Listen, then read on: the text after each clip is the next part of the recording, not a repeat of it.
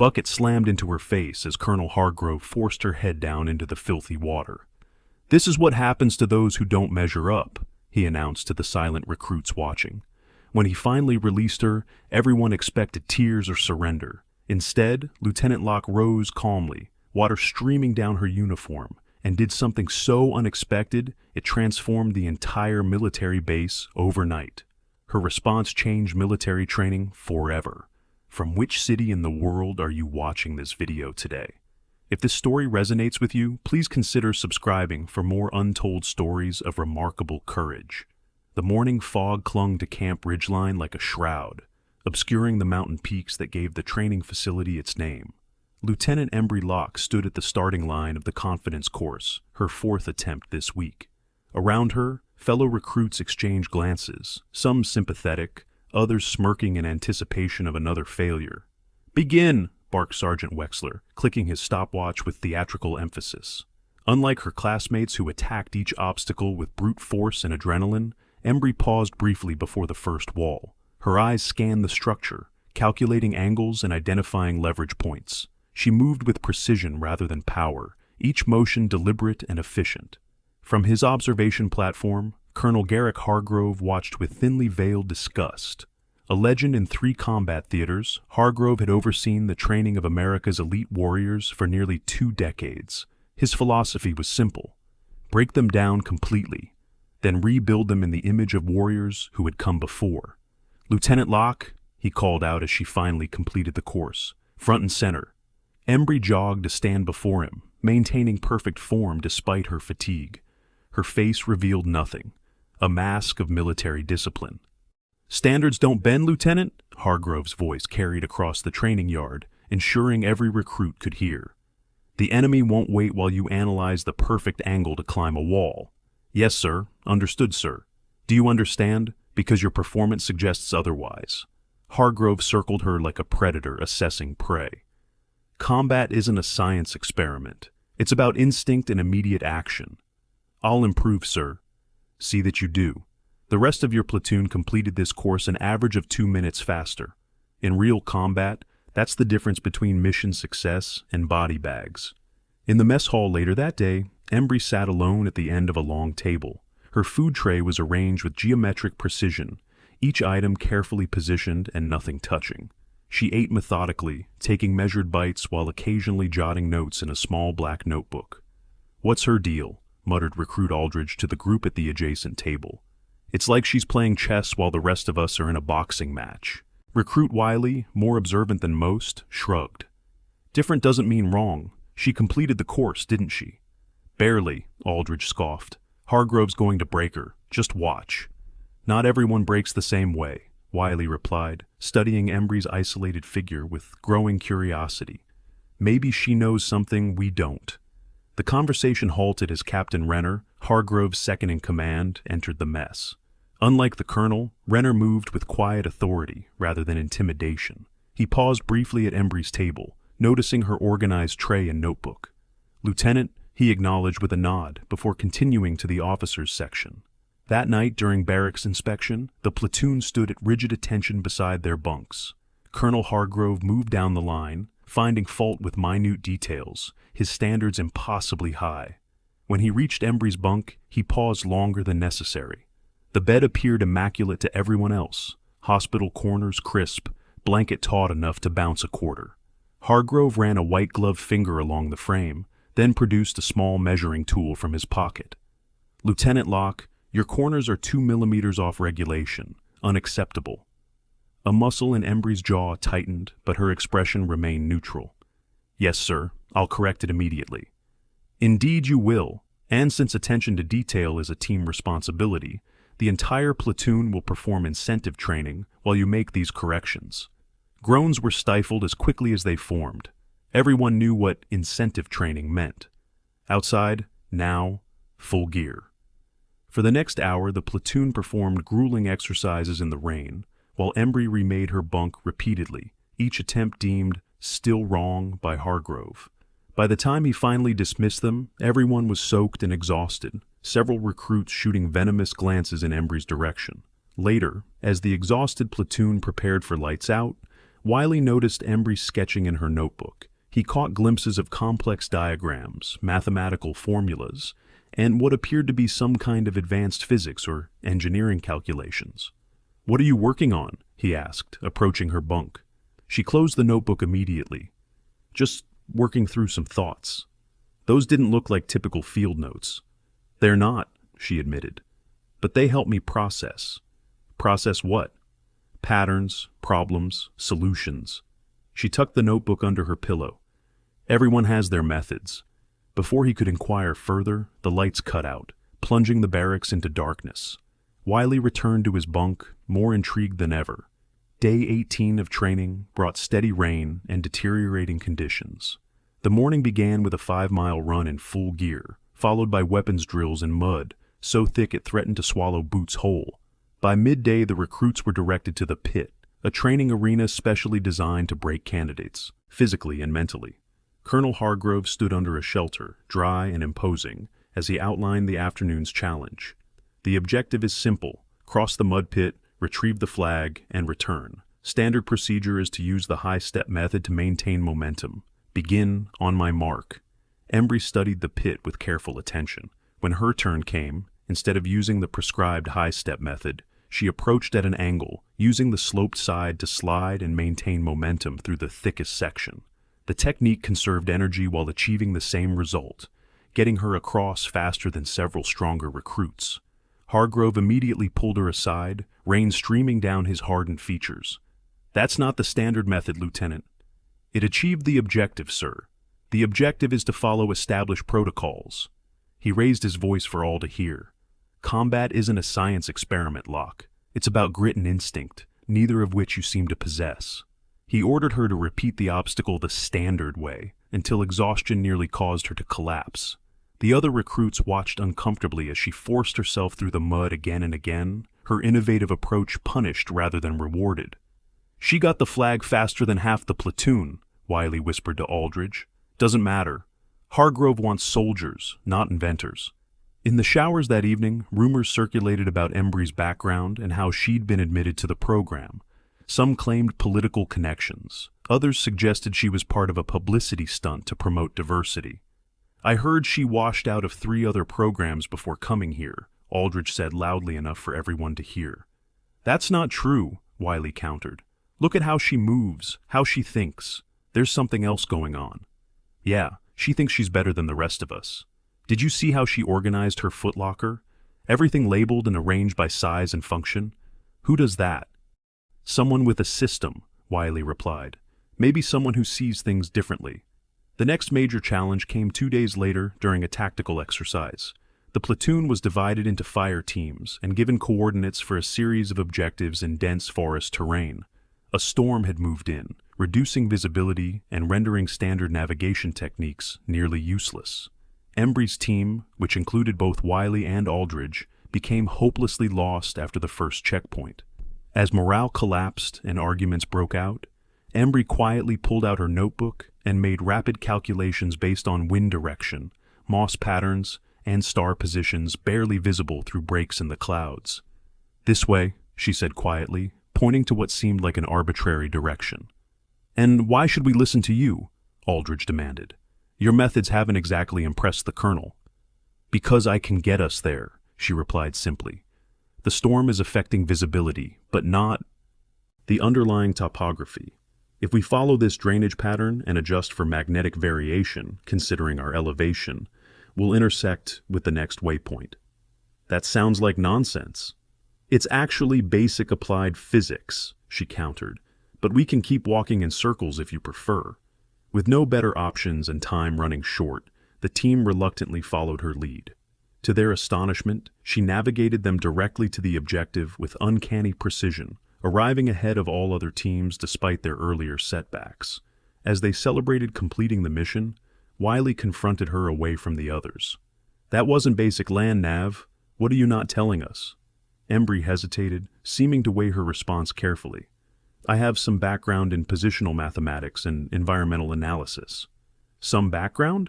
You just navigated through a storm using, what, moss and wind patterns?" "Among other variables, yes." "Who are you, really?" Before she could respond, Colonel Hargrove approached, his expression thunderous. He'd received reports about Embry's unorthodox solution, and was clearly displeased despite their success. "Lieutenant Locke, a word." His tone left no room for refusal. As she followed Hargrove away from the group, Wiley noticed Captain Renner watching the interaction with an unreadable expression. "There are no shortcuts in my program, Locke," Hargrove said, his voice dangerously quiet but still audible to those nearby. "Tomorrow's exercise will determine if you belong here at all." The rest of the platoon exchanged uneasy glances. They had all seen that look in Hargrove's eyes before. Someone was about to be made an example of, and from the colonel's tone, Embry's innovative approach had just painted a target on her back. That night in the barracks, an unusual tension permeated the air. Several recruits who had previously ignored Embry now approached her bunk, offering quiet words of encouragement, or simply acknowledging her presence in silent solidarity. Whatever Hargrove had planned for tomorrow, it was clear the dynamics within the platoon were shifting. Embry sat on her bunk, calmly making entries in her notebook, as though preparing for a routine day rather than a potential reckoning. When Wiley passed by, she glanced up briefly.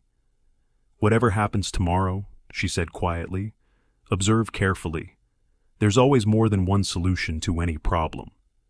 Dawn broke with an ominous clarity over Camp Ridgeline. The storm had passed, leaving behind a crystalline sky that offered no cloud cover from the morning sun or the scrutiny of Colonel Hargrove. "Formation 0600, the announcement came through the barrack speakers, rousing recruits from fitful sleep. Embry was already awake, her gear prepared with methodical precision. She sat perfectly still on her bunk, neither anxious nor resigned, but focused with unusual intensity. "Ready for whatever he throws at you?" Wiley asked quietly as the barracks stirred to life around them. "I'm always ready," she replied. "The question is whether they are." At precisely 600 hours, the entire company assembled on the main training field. Colonel Hargrove stood on an elevated platform, Captain Renner at his side. Behind them loomed an imposing obstacle course unlike anything the recruits had seen before, clearly assembled overnight specifically for this occasion. "Today's exercise," Hargrove began without preamble, "will evaluate your capacity to function independently under extreme pressure. Each of you will attempt this course solo, with a time limit of 8 minutes. Murmurs rippled through the formation. The course was clearly designed for team completion, with obstacles that would normally require multiple people to navigate safely. "Lieutenant Locke," Hargrove continued, silencing the whispers with a sharp glance, "since you've demonstrated such unique problem-solving abilities, you'll demonstrate for the company." It wasn't a request. Embry stepped forward, her expression betraying nothing as she surveyed the course. From the starting line, she could identify at least 3 sections that would be nearly impossible to complete alone within the time constraint. "You have 8 minutes to complete all obstacles and retrieve the flag at the end of the course," Hargrove stated. "Begin on my mark." Captain Renner leaned toward the colonel, speaking in a low voice. "Sir, standard safety protocols recommend a team approach for obstacles 4 and 7. "Noted, Captain," Hargrove replied without taking his eyes off Embry. "The lieutenant, however, prefers her own methods. Let's see how they serve her today." Embry approached the starting line, removing her watch and handing it to Wiley. "Hold this for me." "Sir," she addressed Hargrove, "permission to utilize available resources within the training area?" The colonel's eyes narrowed. "You have what's on your person, Lieutenant, nothing more." Embry nodded once, her gaze sweeping the course one final time before settling into a ready stance. "Mark!" Hargrove commanded. Embry attacked the first 3 obstacles with surprising speed, forsaking her usual measured approach for pure efficiency. She scaled the wall using momentum rather than technique, navigated the rope bridge with perfect balance, and cleared the tire field in record time. The 4th obstacle presented the first major challenge, a 15-foot gap with only a single rope suspended above it. Typically, one recruit would cross while teammates stabilized the rope from both ends. Alone, the rope would swing wildly, making the crossing treacherous at best. Without hesitation, Embry removed her belt, wrapped it around the rope and her wrist to create a makeshift stabilizer, then traversed the gap using controlled momentum to minimize swing. The technique was unorthodox, but effective. 4 minutes remaining, Hargrove called out as she reached the midpoint of the course. the seventh obstacle, proved most daunting, a series of suspended platforms too far apart to jump between without assistance. Embry paused, evaluating her options as precious seconds ticked away. Then, in a move that drew gasps from observers, she deliberately collapsed the first platform, creating a domino effect that brought the remaining platforms down to navigable angles. "She's breaking the course," Aldridge muttered in disbelief. "No," Wiley corrected. "She's adapting it." With 30 seconds remaining, Embry reached the final obstacle, a 12-foot wall with no handholds. Behind it stood the flag she needed to retrieve. Standard procedure would involve a team boost or human pyramid. Alone, it appeared insurmountable. Embry backed up several paces, then charged forward, redirecting her momentum up the wall in a parkour-inspired move that got her hands to the top edge. For a moment, it seemed she might complete the impossible task. Then, her grip faltered. She slid back to ground level as the final seconds elapsed. "Time," Hargrove announced with unconcealed satisfaction. "Failure to complete the course within parameters." Embry stood at attention, breathing controlled despite her exertion. "Sir, with respect, several of these obstacles are designated as team challenges in the training manual. Wars aren't won by excuses, Lieutenant," Hargrove replied. "When you're the last one standing, you don't get to call for help." He turned to address the assembled company. "Gather around. Today you'll witness what happens to those who don't measure up." The recruits formed a circle as ordered, an undercurrent of discomfort evident in their posture. This went beyond standard training, beyond even Hargrove's usual tactics. From behind the platform, Sergeant Wexler produced a large metal bucket filled with stagnant water, mud, and debris from the training ground. Its foul odor reached the front row of recruits, several of whom instinctively recoiled. "Since Lieutenant Locke thinks her brain makes her special," Hargrove announced, his voice carrying across the now silent field, "let's see how well she can think with her head in the muck where she belongs." Without warning, Hargrove grabbed Embry by the back of the neck and forced her head down into the bucket. The water splashed over the sides as she was submerged, some recruits stepping back to avoid the spray. He held her there for several long seconds, long enough that Captain Renner took a half step forward before catching himself. When Hargrove finally released her, Embry came up gasping, filthy water streaming down her face and soaking the front of her uniform. Algae clung to her hair, and a small cut had opened above her right eyebrow, where it had struck the bucket's edge. The training ground fell completely silent. Every eye was on Embry, waiting for her reaction. Tears, rage, submission, anything that would bring this uncomfortable scene to its expected conclusion. What happened next stunned everyone. Embry rose, to her full height, wiping mud from her face with deliberate calm. Instead of breaking down or fighting back, she stood at perfect attention, water dripping from her uniform, as she stared directly at Hargrove with unflinching composure. "Permission to address the company, Colonel?" she asked, her voice steady and clear. Hargrove blinked, momentarily caught off guard by her composure. He had expected, perhaps even wanted her to break, to prove his point that she didn't belong. Her dignity in the face of humiliation was clearly not part of his calculated scenario. "Granted," he said finally, perhaps curious to see where this would lead. Embry turned to face the assembled recruits, water still dripping from her chin. "My name is Lieutenant Embry Locke, Ph.D. Before enlisting, I designed guidance systems for the Artemis deep space mission. I hold patents on 3 targeting technologies currently used by our special forces." A wave of whispers rippled through the formation. Even Hargrove seemed taken aback by this revelation. "I enlisted because I wanted to understand the human element behind the systems I design, to ensure that what I create serves those who serve our country." She spoke with quiet authority that commanded attention without demanding it. "I could have remained in my lab, but I chose to be here, with you, learning what you face so I can better support your missions." She turned slightly toward Hargrove, but addressed the entire company. "Colonel Hargrove is right about one thing. Standards matter, but standards evolve.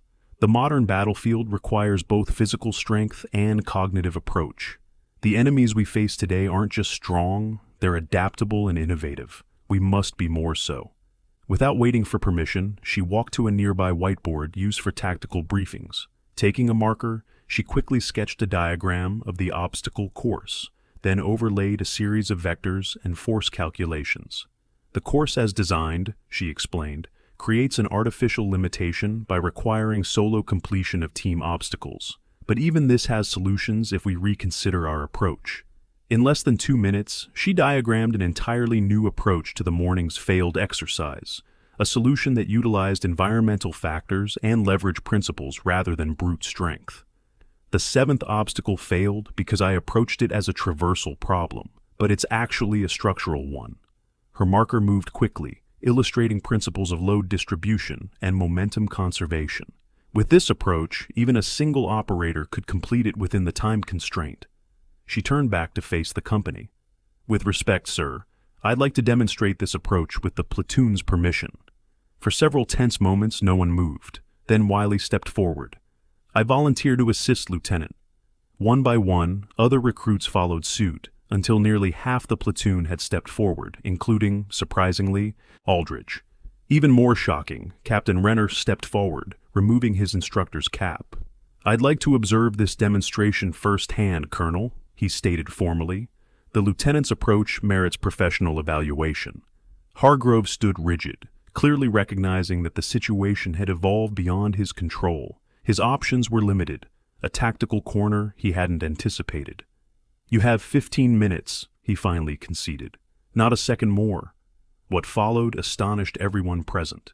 Embry organized the volunteers into specialized teams based not on raw strength, but on complementary abilities. She positioned smaller, more agile recruits as scouts and navigators, while utilizing stronger members as anchors and power positions. Her approach to the course was fundamentally different, treating it as an integrated system rather than a series of individual challenges. Where traditional methods would have recruits attack each obstacle sequentially, Embry had teams working simultaneously on multiple sections, creating efficiencies impossible in a linear approach. Most surprisingly, she integrated Aldridge, her most vocal critic, as a key communicator, recognizing his natural leadership despite their past friction. "Your voice carries authority," she told him. "They'll respond faster to your commands than to mine. We need that efficiency." The revamped approach allowed the team to complete the entire course in just under 7 minutes, with every member, including Embry herself, retrieving individual flags from the final platform. The system she designed ensured that no one was left behind, and no one succeeded at another's expense. As the exercise concluded, the recruits gathered around Embry with newfound respect, their earlier discomfort transformed into cautious admiration. Captain Renner approached Colonel Hargrove and spoke quietly but firmly. "Sir, I believe General Taro would be interested in Lieutenant Locke's innovations. The Pentagon has been pushing for exactly this kind of tactical evolution." Hargrove's expression remained impassive, but something had shifted behind his eyes. "Make the call," he said finally. As the company dispersed to their next scheduled training, Embry found herself walking alongside Wiley. "Why didn't you tell anyone who you really were?" he asked. "It would have saved you weeks of grief." Embry considered the question carefully. "Because then, I would have learned what people do when they know who I am, not who they think I am." She glanced back at the obstacle course, now being reset by training staff. "Sometimes the most valuable data comes from difficult experiments." "And what data did you collect from having your head shoved in that bucket?" A subtle smile crossed her face, the first he had seen since her arrival at Camp Ridgeline. "That when pushed to breaking, this company doesn't fracture, it fuses." She nodded toward the dispersing recruits. "That's worth knowing, don't you think?" Word spread quickly through Camp Ridgeline about the morning's events. By evening mess, the story had evolved into something approaching legend, with each retelling adding new details and emphasis. What remained consistent was the central image: Lieutenant Embry Locke rising from humiliation with quiet dignity, then proceeding to transform failure into unprecedented success. Embry herself remained unchanged, sitting at her usual isolated table with her meticulously arranged meal tray. The only difference was the occasional nod of acknowledgement she received from passing recruits, and the fact that Wiley and 2 others had joined her without invitation. "Is it true you designed the guidance system for the Artemis mission?" asked Recruit Pearson, an engineering specialist who had previously kept his distance. "One component of it," Embry replied, "the terminal approach algorithm." "That's the most complex part of the entire system," Pearson said with newfound respect. It has to account for dozens of variables simultaneously. 117, to be precise, she confirmed. But the principle is straightforward. Complex systems can be managed through properly structured frameworks. Like what you did with the obstacle course this morning, Wiley observed. Exactly. The course wasn't the problem. The approach was. Their conversation was interrupted when Captain Renner entered the mess hall and made a direct line for their table. "Lieutenant Locke," he said formally, "Colonel Hargrove requests your presence in the command center at 1900 hours." Speculation erupted the moment Renner departed. Some believed Embry faced disciplinary action for undermining Hargrove's authority. Others suggested she might be removed from the program entirely, transferred to a research role more suited to her background. "Whatever happens," Aldridge said, joining their table unexpectedly, "you showed them something today. Showed all of us something." At precisely 1900 hours, Embry reported to the command center. Instead of finding only Colonel Hargrove as expected, she was surprised to see General Taro herself seated at the briefing table. A distinguished veteran with salt and pepper hair, cropped in a no-nonsense style, Taro had a reputation for progressive thinking that had earned her both admirers and detractors throughout the military hierarchy. "Lieutenant Locke," Hargrove acknowledged stiffly, "General Taro has taken a personal interest in this morning's training evolution." "At ease, Lieutenant," Taro said, gesturing to an empty chair. "I've reviewed the footage from today's exercise. Captain Renner was thorough in his documentation." Embry remained standing. "May I ask what specific aspects interested you, General?" "Your integrated approach to obstacle navigation, for one. Your leadership methodology, for another." Taro studied her with keen interest. "But most significantly, your response to adversity. Not many officers could maintain their composure after the treatment you received." "With respect, General, maintaining composure under duress is exactly what this program is designed to teach." "Indeed it is," Taro agreed. "Though Colonel Hargrove's methods are occasionally more traditional than current best practices recommend." Hargrove shifted uncomfortably, but remained silent. "Tell me, Lieutenant," Taro continued, "why did you leave a prestigious position designing mission-critical systems to enlist as a line officer? Your file indicates you could have entered service as a technical specialist with a much higher rank." "Systems are only as good as their implementation, General.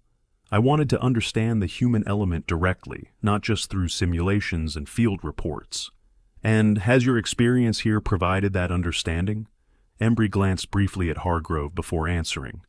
"It has shown me that our greatest strengths often emerge from our most significant challenges. Traditional training cultivates traditional responses. Evolution requires disruption." "Well put," Taro nodded appreciatively. "Colonel Hargrove and I have been discussing the future of special operations training in light of today's demonstration. The Pentagon has been pushing for exactly this kind of tactical evolution for some time." For the next hour, they discussed Embry's background, her observations about the training program, and her ideas for integrating cognitive approaches with physical training. Throughout the conversation, Hargrove remained largely silent, his expression unreadable. As the meeting concluded, General Taro made a surprising announcement. "I'm establishing a new initiative at Camp Ridgeline. The Integrated Tactical Development Unit will explore innovative approaches to special operations training with an emphasis on combining cognitive and physical methodologies." She turned to Embry. "Lieutenant Locke, I'd like you to serve as the program's technical advisor. Your unique perspective bridges the gap between theoretical understanding and practical application." "Thank you, General. I'm honored by your confidence." "Colonel Hargrove will remain camp commander, of course," Taro continued, "with overall responsibility for training standards and outcomes." This was clearly news to Hargrove, whose surprise briefly showed before he masked it with military discipline. "I serve at the General's discretion," he said formally. "Excellent. I expect both of you to work together despite your different approaches. The future of our operational readiness depends on it." Taro stood, signaling the end of the meeting. "I'll return in 1 week for a formal announcement to the entire base. Until then, continue training as scheduled." After Taro's departure, an awkward silence fell between Embry and Hargrove. Finally, the colonel spoke. "You've made quite an impression, Lieutenant. Not many officers receive a general's personal attention 5 weeks into basic training." "That wasn't my intention, sir." "Intentions rarely matter as much as outcomes." Hargrove's tone was measured, professional. "Report to my office at 0700 tomorrow. We have much to discuss regarding this new initiative." 1 week later, the entire personnel of Camp Ridgeline assembled on the parade ground. The morning sun gleamed off polished brass and pressed uniforms as General Taro addressed them from a small stage erected for the occasion. "Adaptability has always been the true hallmark of elite warriors," Taro began, her voice carrying across the silent formation. "From ancient times to modern conflicts, those who prevail are those who evolve. Today we recognize that the future of military excellence lies in embracing diverse approaches to problem solving." She outlined the establishment of the Integrated Tactical Development Unit, explaining how it would work alongside traditional training methods to create a more comprehensive approach to warrior development. "Lieutenant Embry Locke," Taro called out, front and center.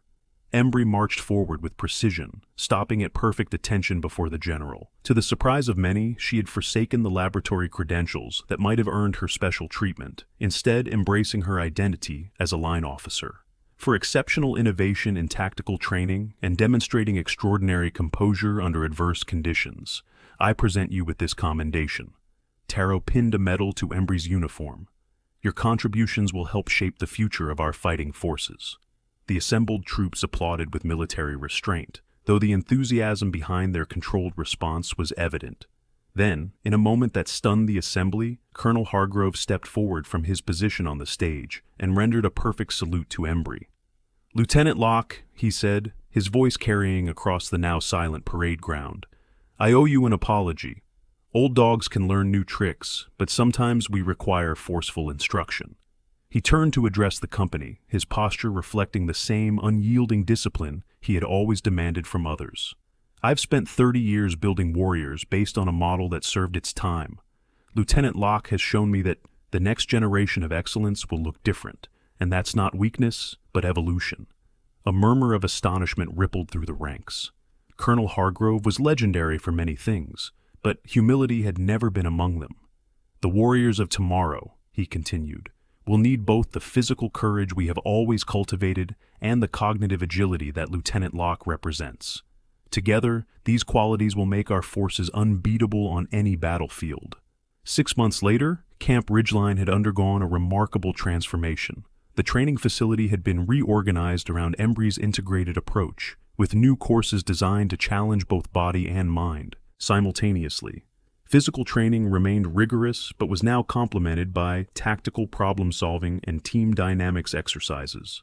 Colonel Hargrove, rather than resisting the changes or retiring in the face of new methodologies, had become an unexpected advocate for the integrated approach. His experience and authority, combined with Embry's innovative perspective, created a powerful partnership that attracted attention throughout the military establishment. On a clear autumn morning, Embry stood observing a new batch of recruits navigating a redesigned obstacle course. Instead of tackling challenges sequentially as individuals, they moved as coordinated teams, communicating constantly and adapting to changing conditions introduced by training staff. "Impressive progress," remarked Captain Renner, now serving as chief instructor for the Integrated Tactical Development Unit. "Completion rates up 60%, injury rates down by half." "And retention?" Embry asked. "Highest in program history. Turns out people perform better when they're challenged rather than broken." Among the new recruits was a young woman who, like Embry, approached problems differently than her peers. While others relied primarily on physical strength or endurance, she consistently found innovative solutions that maximized efficiency and minimized risk. During a break in training, she approached Embry with barely contained curiosity. "Lieutenant Locke, may I ask you something?" "Of course, Recruit Addison. How did you find the courage that day? With Colonel Hargrove in the bucket, I mean. Everyone's heard the story, but no one really explains how you did it." Embry considered the question carefully. "It wasn't courage so much as certainty. When you know who you are and what you bring to the mission, it's not about proving anything to others. It's about honoring your unique contribution." Addison nodded thoughtfully. "I've always approached problems differently. Before coming here, I worried that would be a liability." "Different isn't deficient," Embry assured her. "The military needs diverse thinking now more than ever." Colonel Hargrove, overhearing the conversation as he conducted his morning inspection, added his perspective. The strongest warriors aren't always the loudest or the most obvious. Sometimes they're the ones quietly calculating while everyone else is shouting. He nodded respectfully to Embry before continuing his rounds, a gesture that would have been unthinkable 6 months earlier. Later that evening, Embry passed the entrance to Camp Ridgeline, where her original notebook was now displayed in a glass case. It was open to the page where she first sketched her integrated tactical approach, the same page she had been working on the night Wiley had questioned her. As she paused to look at it, Wiley, now an instructor himself, joined her. "You know, they've started calling it the lock method," he said with a hint of amusement. "There are rumors that Special Forces is adopting elements of your approach." "It was never about creating a method named after me," she replied. "It was about making sure every recruit has the opportunity to contribute in their own way." "Well, it's working. I had a recruit yesterday who couldn't manage the physical requirements for the infiltration exercise. Instead of washing him out, we discovered he has an exceptional talent for pattern recognition. He identified vulnerabilities no one else noticed." Embry smiled. "That's exactly the point. Excellence doesn't always wear the same face." In her office, photographs documented the evolution of Camp Ridgeline, from the rigid one-size-fits-all approach of the past to the dynamic, integrated methodology of the present. The most prominent image showed Embry and Colonel Hargrove standing side by side at the graduation ceremony for the first class trained under the new program. Despite their difficult beginning, they had forged an unlikely alliance based on mutual respect and a shared commitment to excellence. What began as a moment of public humiliation had transformed into a catalyst for institutional change, proving that sometimes the most powerful response to adversity isn't retaliation, but innovation. As new recruits continued to arrive at Camp Ridgeline, they encountered a training environment unlike any other in the military, one that valued both traditional warrior virtues and contemporary cognitive approaches. The story of Lieutenant Embry Locke and her response to Colonel Hargrove's bucket had become part of the camp's folklore, a testament to the fact that true strength often manifests in unexpected ways. Most importantly, the legacy of that moment extended far beyond a single officer or training facility. It represented a fundamental shift in how military excellence was defined and developed, ensuring that future generations of warriors would be prepared not just to endure challenges, but to transform them into opportunities. I just want to take a moment to say a huge thank you to each and every one of you. Folded hands, your love, support, likes, comments, and subscriptions mean the world to me. Without you, this journey wouldn't be possible. Every view, every share, and every encouraging word keeps me motivated to create more content for you all. I'm truly grateful to have such an amazing community by my side. Let's keep growing together and making this journey even more special. Red Heart.